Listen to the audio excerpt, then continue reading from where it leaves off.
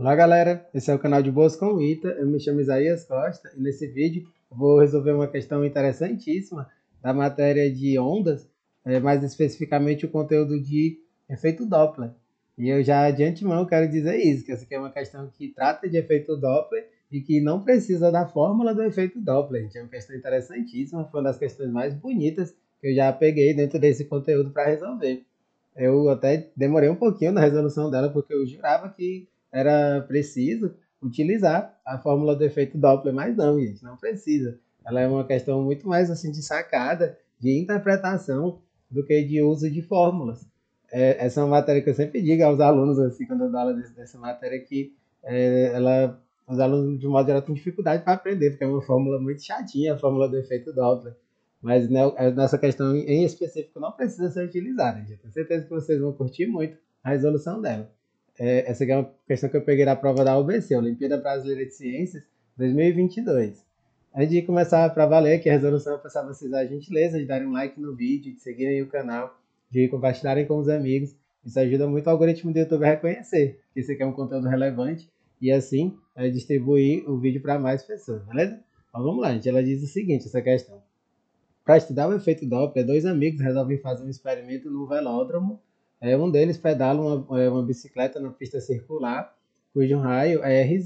Na bicicleta estão acoplados um velocímetro, que indica uma velocidade de módulo constante V, e uma sirene, que emite um som de frequência constante F0. O outro, que permanece em repouso a uma distância do centro da pista igual a 2R, escuta o som da sirene com uma frequência aparente que varia de um valor máximo, F máximo, até um valor mínimo, F min, né, que é F mínimo.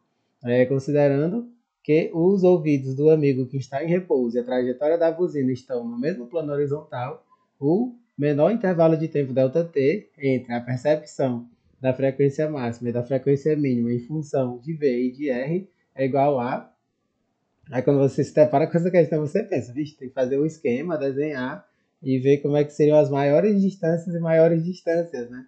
Eu mesmo, gente, eu me enrolei um pouco nessa questão, pensando que teria que pegar os extremos de distância numa linha reta até o garoto, mas não, gente, não é por aí o caminho. Já antecipei aqui o desenho para a gente não perder tempo. O desenho é essa boniteza aqui, que parece um sorvete, né? Um sorvete de casquinha.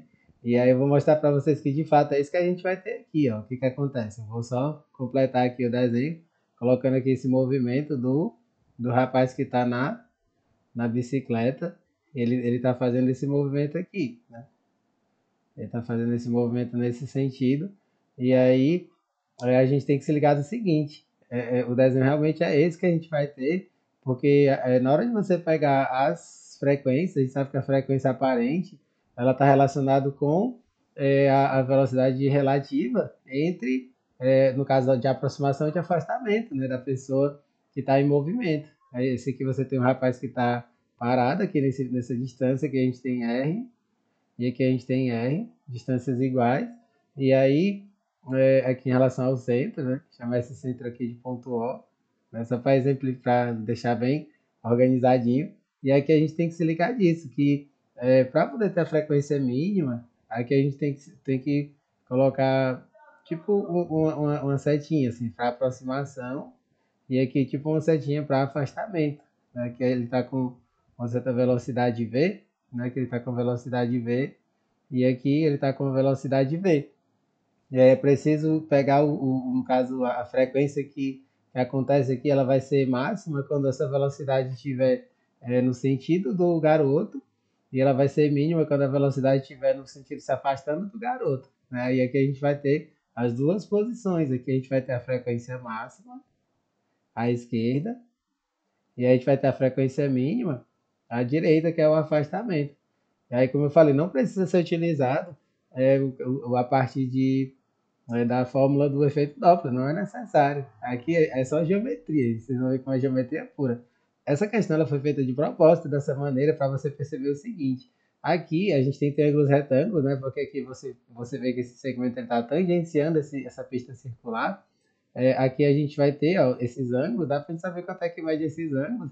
Se você já for um aluno experiente, você já só de bater o olho você já sabe. Aqui a gente tem o cateto oposto, é Rzinho, e o cateto de a hipotenusa, no caso, é 2R, né? O cateto adjacente, o cateto oposto é R e a hipotenusa é 2R. Qual é o ângulo quando você tem isso? É 30 graus. 30 graus, porque é isso que a gente tem aqui. O cateto oposto sobre a hipotenusa vai ficar 1/2. Qual é o valor que tem o seno que vale 1/2? 30 graus.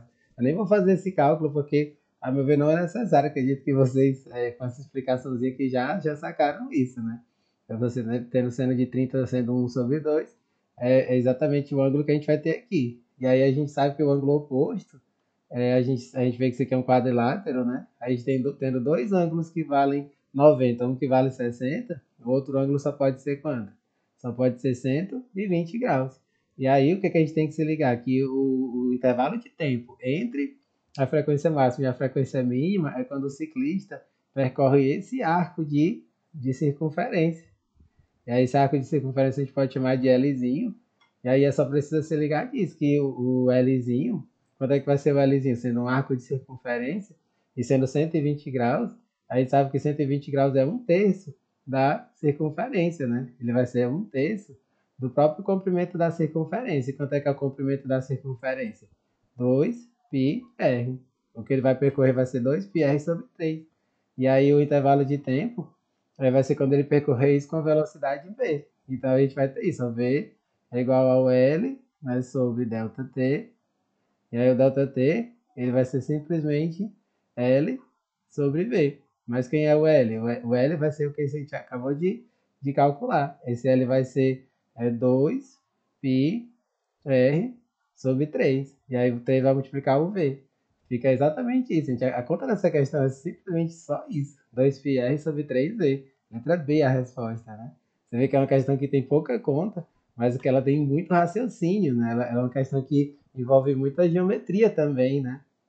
Por isso que eu quis muito trazer para cá a resolução, porque ela é muito original, uma questão extremamente original e que ela difere, né, de muitas das coisas que a gente vê por aí. Né? Antes de concluir, eu quero até comentar o seguinte, né, que é um erro comum, e eu mesmo cometi esse erro, é pensar que é nesses pontinhos aqui de baixo, onde ele está com essa velocidade aqui meio que para a direita, e lá no ponto de cima, que ele está com velocidade para a esquerda. Mas não, a gente não pode fazer isso, porque quando a gente está trabalhando com o efeito Doppler, ele tem que ser uma linha reta. Né? A velocidade que a gente está fazendo relativa, a velocidade relativa tem que ser uma linha reta, da onde está tendo a fonte sonora até o observador. Tem que ser uma linha reta, por isso que o desenho é esse e a interpretação é essa. Espero que vocês tenham entendido direitinho, todo passo a passo. Não deixem de dar um joinha no vídeo, compartilharem com os amigos e acompanharem os próximos vídeos que forem chegando. Valeu, galera!